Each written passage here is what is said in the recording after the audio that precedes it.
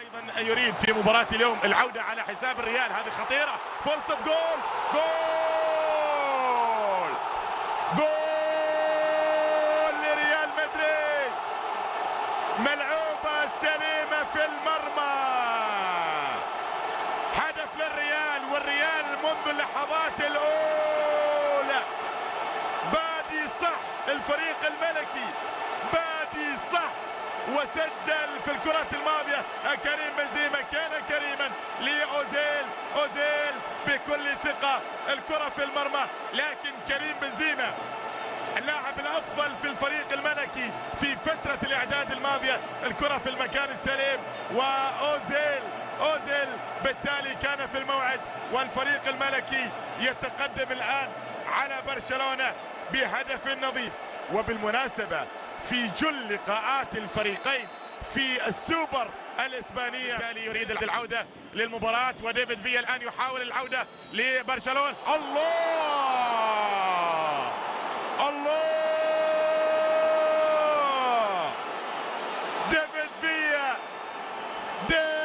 فيا وين في الجول،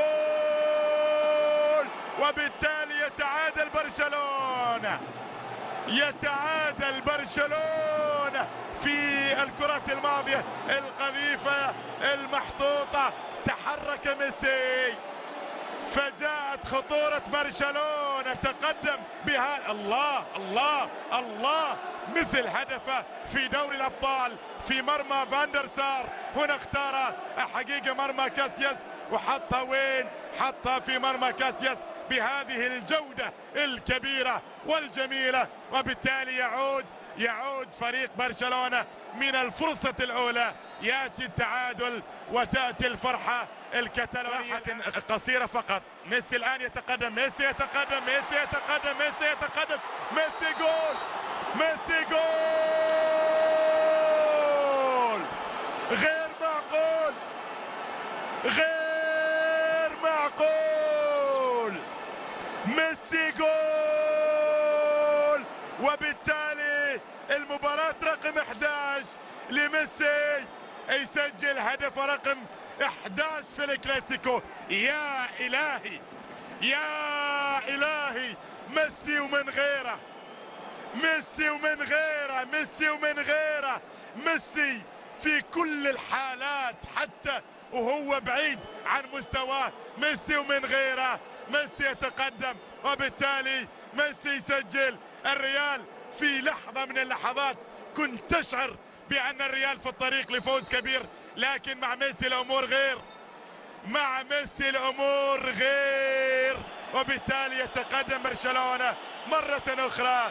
أيها السيدات والسادة، ها الملعب وكرة طائرة موجودة للفريق فريق ريال مدريد. كرة تسديدة، جول،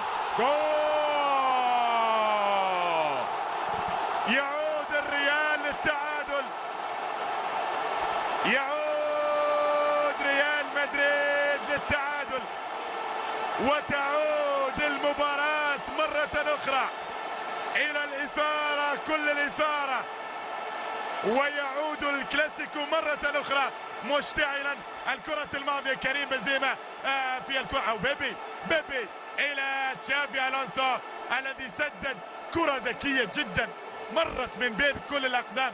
لاحظ بيبي تصرف بالعقل في الكرة الماضية، والكرة بعيدة عن متناول حارس المرمى، تستقر في الجول.